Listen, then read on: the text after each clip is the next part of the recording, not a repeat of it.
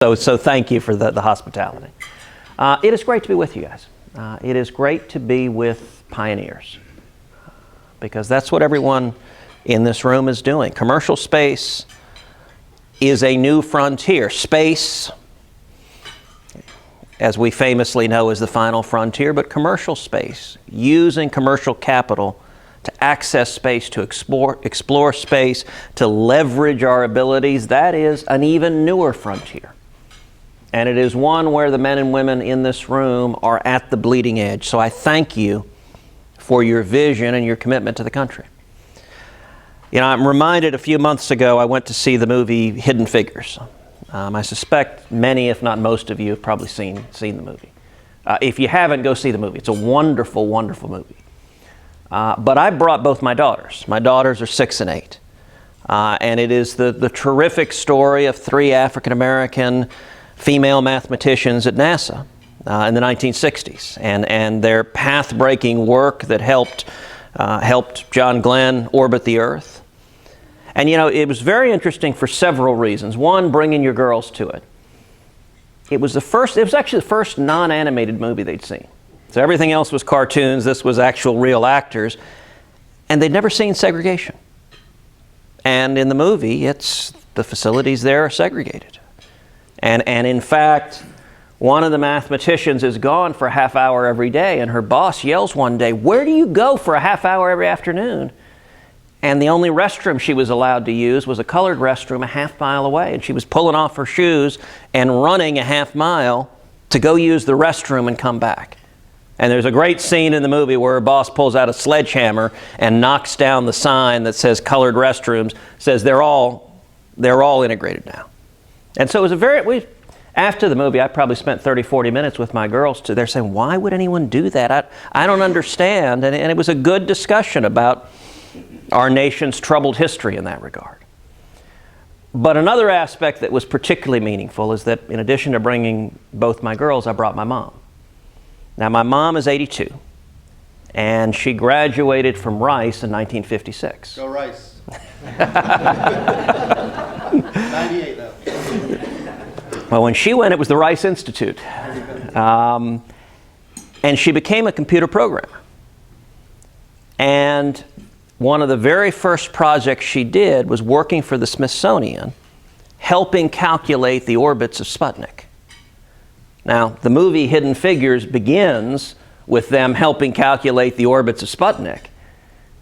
So I had to ask my mom, I'm like, all right, Mom, how realistic was that? What did you think of the movie? And she thought it was very accurate about what it was like to be a female mathematician in the 1950s and 1960s. She thought it captured it quite accurately. And I made a comment, I said, one of the odd things I thought about the movie to the more modern ear was that the programmers, the mathematicians, were called computers. You know, we think of computers as a hunk of metal on our desk. And, you know, they had a sign, Colored Computers was their office with all of the mathematicians. And my mom starts laughing. She says her very first job was at Shell in 1956. And she said, my first title was computer. That's what they called me. And so it was a nice chance to talk also to my girls about their grandmother and how trailblazers, whether in the 1950s and 60s or trailblazers today, can accomplish just about anything. And we've got a lot to accomplish. You know, for space, yesterday was an important day. Our office began about a year ago trying to work to bring together a coalition to pass a NASA reauthorization bill. As you know, there hadn't been a NASA authorization bill for 7 years, since 2010. And we started working about a year ago because, obviously, there was presidential election coming up. There was a transition coming up, and you know, in the past, transitions have not been kind to NASA. Whether Republican or Democrat, when we started, we had no idea who was going to win. I promise you we did not start the bill anticipating Donald Trump would be president. I can say that with complete confidence. But we knew somebody new would be president. And in the past, when you've had transitions, Republicans or Democrats, we've seen whole new agendas emanating from the White House that result in chaos and uncertainty at NASA and space exploration. You see programs canceled, like the Constellation program canceled, which cost thousands of jobs and wasted billions of dollars. And we didn't want to see that happen. Whoever won the election, we didn't want to see that happen. So the objective of this bill, more than anything else, was to provide continuity and stability and a firm foundation for NASA to continue. And so we worked hard to bring together, first in the Senate, worked with Bill Nelson, the ranking member who cares deeply about this issue. Bill and I worked very, very closely on this legislation together, to then start to go through each of the different equities on the Senate side. You know, there are a few senators that care about space. You know, for some reason, the Alabama folks, I'm not sure why, but they've got kind of an interest in this. And as you know, there are partisan rocks to be navigated. There are ideological rocks to be navigated. There are geographical rocks to be navigated. There are parochial rocks to be navigated. They're just personality rocks to be navigated. And then you've got the House of Representatives with yet a few more challenges.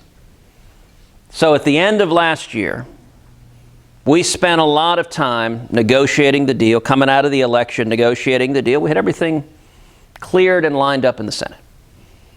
And we went and reached out to our counterparts in the House. We reached out to Lamar Smith and Brian Babbitt and John Culberson and said, look, we're not going to have time, just looking at the calendar, we're not going to have time for us to pass a bill, you to pass a bill, us to go to conference. That ain't going to happen. The only way we get this done is if we pre-conference it. If we sit down on the front end and our office understands what you care about and we reflect those priorities in the bill to begin with. And so we spent months sitting down with our House counterparts, listening to their priorities, trying to reflect them in the bill. And we had green lights on everything. Everything, all systems go. And then, at the end of last year, my friend Joe Manchin decided to shut down the Senate for the last 3 days. You'll recall he was having a dispute over coal miners, and so he froze everything in the Senate. And a senator can do that, and Joe did that. The consequence of that was that our bill couldn't pass the Senate. And if it couldn't pass the Senate, we couldn't send it to the House. Now, finally, after 3 or 4 days, Joe relented. We got our bill up and it passed the Senate. The problem was the House had already adjourned. So by the time we were able to get it through, the House was gone. Now, that could have been the end of it in the prior Congress, but one of the things that Bill and I both wanted to do when we came back, we said, all right, we got a new Congress, we got a new president, let's pass this anyway. We've got enough buy-in, let's pass it anyway. And so we brought it up, passed it through the Senate again. By the way, everyone who had green-lighted it, at least half of them had new issues with it. This is Congress. It's like, wait a second, a month ago you gave it, you signed off on it. Well, people said, what? One more thing. You know, it's sort of like Columbo. Any of you ever watched the old show Columbo? You know, when he's at the door in his rumpled coat, he turns out, one more thing. There's a lot of that in Congress. And then in the House, we had it in the House. It hits a few more rocks in the House. But at the end of the day, all of those got navigated. And yesterday, as you know, we had a bill signing where the president signed it. That was an important victory. It was an important victory for the men and women here. Many of you here worked closely with our office in drafting that bill. In drafting that bill to provide the stability, the continuity, to provide a clear bipartisan support for American leadership in space. Not just passive, not following from behind, but leadership.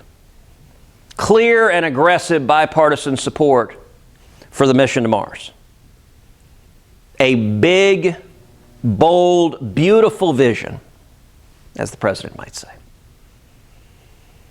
Clear bipartisan support, actually building on 2 years earlier. As you know, I also authored the Commercial Space Launch Competitiveness Act, which also passed and was signed into law by Obama, which was designed to help preserve and strengthen your industry, to help keep in place the regulatory pause so that you don't have folks from this town descending upon you like locusts, making it harder and harder to explore and innovate in space. Extending the life of the International Space Station to 2024, and then in the NASA reauthorization, instructing NASA to study extending it even 4 more years to 2028. So the $100 billion plus we've invested in that, we get the maximum return possible off of that. Demonstrating a strong bipartisan commitment to commercial space, commercial crew, commercial cargo. All of that was reflected in the bill. Now, there were some folks, by the way, particularly some of my friends in the House, who wanted to be even more aggressive. Let's go big, let's go bold. And I'll tell you, my view is, look, let's start with a firm and steady foundation. You can swing for the fences next time. Let's start with stability. Because stability is critical for long-term planning. If you don't know what's happening in 6 months or a year, it's impossible to have sensible long-term planning. So I commend an awful lot of people who worked very, very hard in both the Senate, both the House, to get this passed. I commend each of you for your input. And now in a new year, now we have the chance to think bigger and bolder.